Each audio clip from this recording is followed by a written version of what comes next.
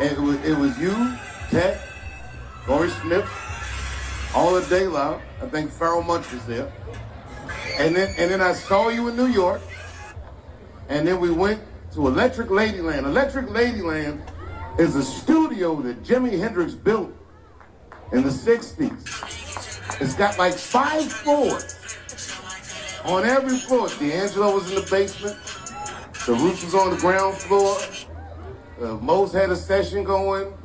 Badu had a session going. And all the way in the worst studio on the top floor, that was Kweli's studio. But that's where all the fun was. On Common had a session going, and Jay Dilla had a session going. And boy, let me tell you something. That was the first time I ever got to see a hip-hop alchemist cook. On every floor of that building that Jimi Hendrix built, I saw the future of hip-hop. This was before Chappelle's show. When I did music on Chappelle's show, no music artist would mess with me. But everybody who rocked in that building was the whole first season of the show, and subsequently, with the addition of Kanye and the Fugees, we was the Block Party, which again started in Ohio. This year is the 20th anniversary of the Block Party. Did you remember that? We all still friends. Thank God we're all doing well, and even Kanye, he's okay. Kweli was like, death to all Nazis. I was like, well, not all.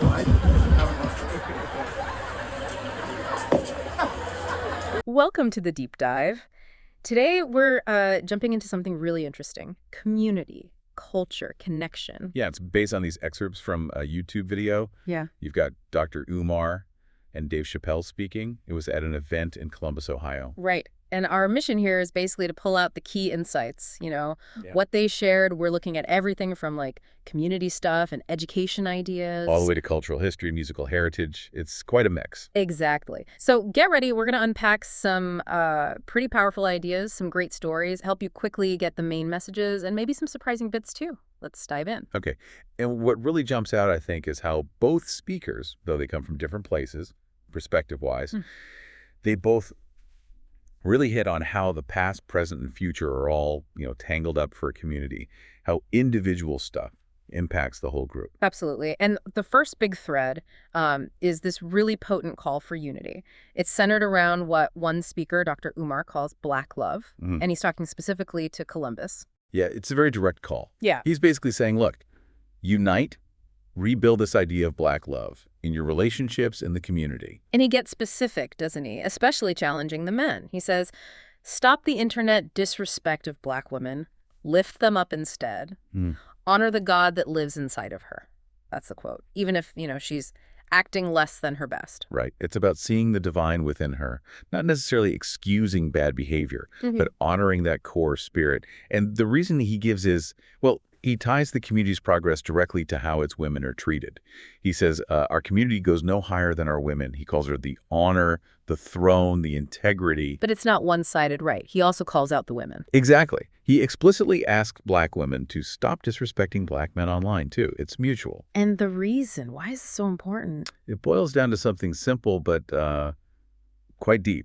All we got. And he argues that kids, well, they need to see positive Black-on-Black love to even want it for themselves later on. They need that example. Okay. So a heavy emphasis on mutual respect, being role models. Now, shifting gears a bit, from relationships to raising kids, the source gets into some very strong, maybe even controversial points on parenting. It really does.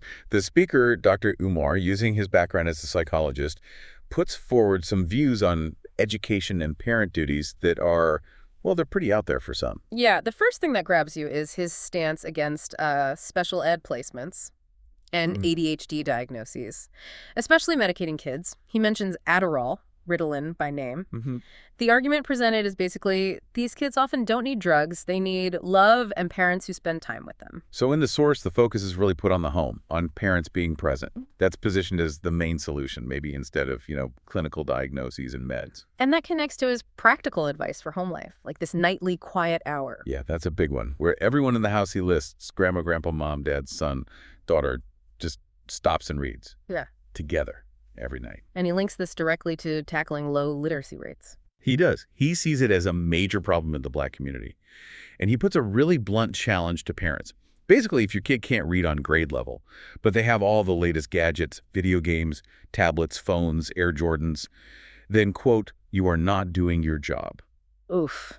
Yeah, that's direct. Hits right at maybe skewed priorities. He also gives a definition of discipline. It's specific and demanding. Very. According to the source, Dr. Umar defines discipline as the ability to do what you don't want to do when it has to be done whether you like it or not. Wow. And he doesn't stop there. He says teaching kids that ability, that's the #1 job of a Black parent in America. And this idea that every Black parent is essentially a homeschooling parent. Yes, regardless of where the child actually goes to school, public, charter, whatever. Yeah. The core stuff, values, discipline, literacy, that responsibility, he argues, sits squarely with the parents, with the home. He even lists specific things parents should be doing every month. Concrete actions.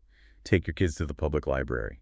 And this is key. Take them to a Black bookstore. And a Black museum, too. To learn knowledge itself, he says. Right. And again, the reminder, if you're not doing these things, you're not on your job. He lays out the kind of matrix, doesn't he, about the impact of parents and teachers together. Yeah, it's like a formula for success or failure. If the teacher cares, but the parent doesn't, the kid can still make it. Okay. If the parent cares, but the teacher doesn't, the kid can still make it. Right. If both the parent and the teacher care, the child must make it.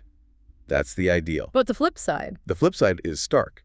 If the teacher doesn't care and the parent couldn't care less, then the child can never make it. It really circles back to the parent's ultimate responsibility, according to this view. Yeah, it puts the parent right at the center of whether that child succeeds or fails. And that section wraps up with that line, we are the babies are us. Which is just a really powerful way of saying, the future depends entirely on what the adults are doing right now with these kids. Okay, so that's a deep dive into community love parenting. Now let's switch lanes. The source material also gives us these glimpses into culture, history, music through Dave Chappelle's stories. Right. There's a really cool anecdote he tells about visiting Electric Ladyland Studios in New York. Jimi Hendrix's studio, right, built back in the 60s. That's the one. And he paints this picture of a place just buzzing with energy, different floors, artists working everywhere at the same time. And the names he mentions being there. It's incredible. Yeah. D'Angelo's apparently in the basement. The Roots are on the ground floor. Mm-hmm. Mos Def and Talib Kweli. They got the, quote, worst studio way up on the top floor. But Chappelle says that's where all the fun was. And Common was there, Jay Dilla. Jay Dilla. And didn't he have a specific description for him? He did, called him a hip-hop alchemist cooking. Just a great image. Yeah, it really is. And Chappelle says seeing all those artists together, it felt like seeing the future of hip-hop. Right there, before his own show blew up. And he connects that moment, that energy, to the music that ended up on Chappelle's show. Directly. And to the block party event as well. He points out the block party started in Ohio, actually. And the year he was speaking, it was the 20th anniversary. Wow. He also mentions later additions to the block party, like Kanye West and the Fugees joined later on. And the source does briefly touch on an interaction involving Kanye around that time. It does. It mentions a quote attributed to Kanye, something like, "Death to all Nazis." Okay. And the response given in the source. The response noted is, well, not all. Right. So the source just includes that exchange as part of recalling that period, those connections. Exactly. It's just presented as something that happened in that context with those artists without any extra commentary in the source itself. Got it. So moving from the music scene, there's also this really powerful moment of historical remembrance in the source, tied to African Liberation Day. Oh, yeah. It's quite significant. The speaker recites this long list of names, historical figures from Africa and Haiti. He prefaces it with, "We will never forget," and then just lists name after name, connecting the audience right back to that history. It's a serious list, covers a lot of ground, different kinds of leaders, resistance figures. Mm-hmm. The specific names mentioned in the source material, let's see, Kwame Nkrumah, Patrice Lumumba, Sékou Touré, Robert Sobukwe, Amilcar Cabral, His Majesty Emperor Haile Selassie I, Empress Tetu, Empress Zewditu, Shaka Zulu, Chris Hani, Steve Biko, Maurice Bishop, Emperor Jean-Jacques Dessalines de Louverture, and Henri Christophe, Boukman Dutty, McCann Dowell, Cecile Fadiman, Nat Turner, Gabriel Prosser, Denmark Vizzy, Charles Islon. Tula, Carpata, Mother Solitude, Louis Delgrès, General Ignace. Wow. Yeah, it's a really potent way to invoke that history, reminding people of those who fought for, freedom and self-determination, grounding the present moment in that deep legacy. Okay, so let's try and pull these different threads together. We've got the call for unity, Black love. The really strong, specific ideas on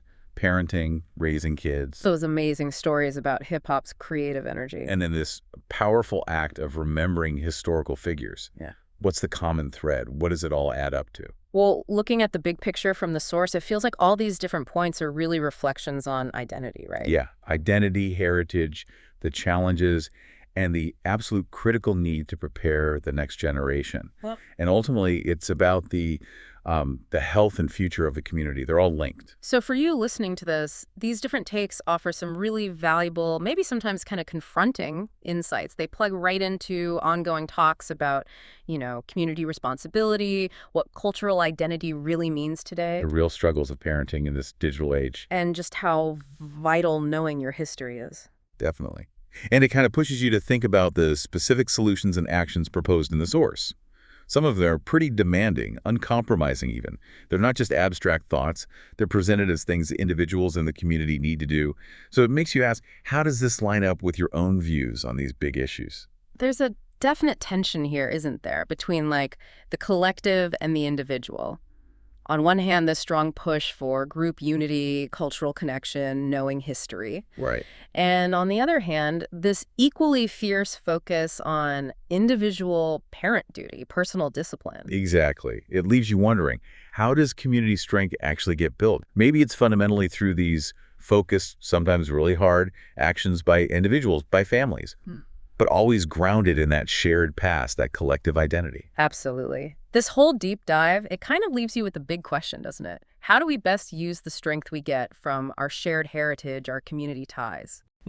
While also making sure individuals really step up with the personal responsibility, the discipline needed to build a strong future, especially for the kids who are going to inherit whatever we build. Definitely a lot to chew on there. Thanks for taking this deep dive with us. Columbus, Ohio.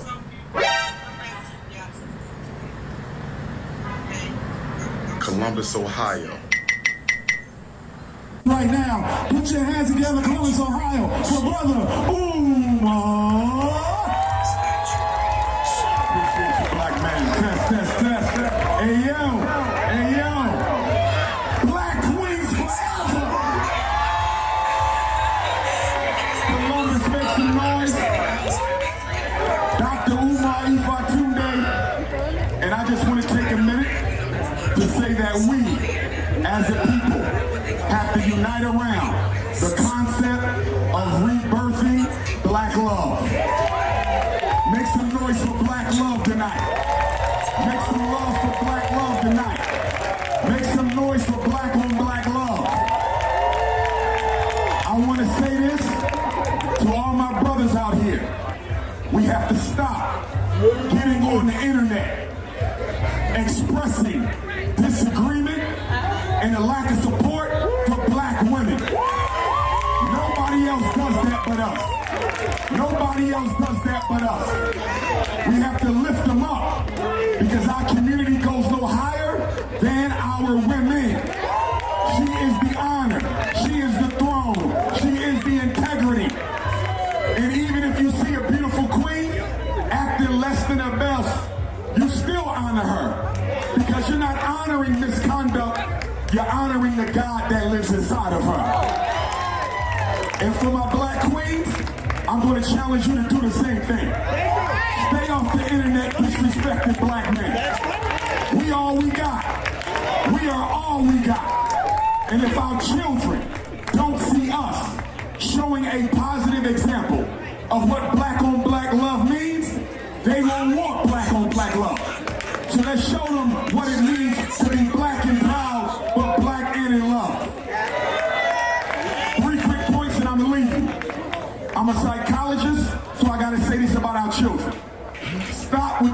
special ed evaluations. Stop with the ADHD evaluation. Stop with the Ritalin medication, the Adderall medication, the Cyclert. Our children don't need drugs, they need love and parents who spend time with them. That's number one. Number two, every night in your house should be a quiet hour where everybody reads. Grandma reads, grandpa reads, mom, dad, son, daughter, because our illiteracy rates in the black community are low. A lot of our people can't read. And I'm telling you now, if your son or daughter can't read on grade level, and they got a video game system in the home, if they can't read on grade level, but they got a tablet in the home, if they can't read on grade level, but they got a cell phone and Air Jordans in the home, then you're not doing your job. Because the number one job of a black parent in America is to teach black children discipline. And let me give you Dr. Umar's definition of discipline. Discipline is the ability to do what you don't want to do when it has to be done, whether you like it or not. Make sure your child has that. Third and final point for tonight. Every black parent in America is a homeschooling black parent. Your child goes to public school, you still a homeschool parent. They go to charter school, you still a homeschool parent. If you're not taking them to the public library once a month, you're not on your job. If you're not taking them to the black bookstore once a month, you're not on your job. If they're not going to a black museum to learn knowledge of self, you are not on your job. Understand this. If a black child has a teacher that cares and a parent that doesn't, they will still make it. If they have a parent that cares and a teacher that doesn't, they will still make it. If they have a parent that cares and a teacher that cares, they must make it. And if they have a teacher who don't care and a parent who couldn't care less, they can never make it. We are the babies. The babies are us. Black men for black women for black men, all black everything, black queens forever. Black love, Columbus, I love you, black power. Give it up, give it up, give it up. Brother, give it up for him, y'all. Yeah. African Liberation Day. That's right. Where are my Africans at on African Liberation Day? We will never forget Kwame Nkrumah. We will never forget Patrice Lumumba. We will never forget Sekou Touré. We will never forget Robert Sobukwe. We will never forget Amilcar Cabral. We will never forget His Majesty Emperor Haile Selassie I. We will never forget Empress Taitu, Empress Zaiditu. We will never forget Shaka Kasensa Kakona Zulu. We will never forget Chris Hani. We will never forget Steve Biko. We will never forget Maurice Bishop. Of course, we can't forget Emperor Jean-Jacques Dessalines, or Toussaint L'Ouverture, or Henry Christophe, or Bookman, or Macandal, or Cecil Fataman. We can't forget Nat Turner and Gabriel Prosser, Denmark Vesey and Charles DeLong. We can't forget Tula and Corpata, my Guadalupean Africans. We can't forget Mother Solitude and Luis Del Gras and General Inyas. Oh, yes, my Africans. Steal from no one, I never fucked nobody.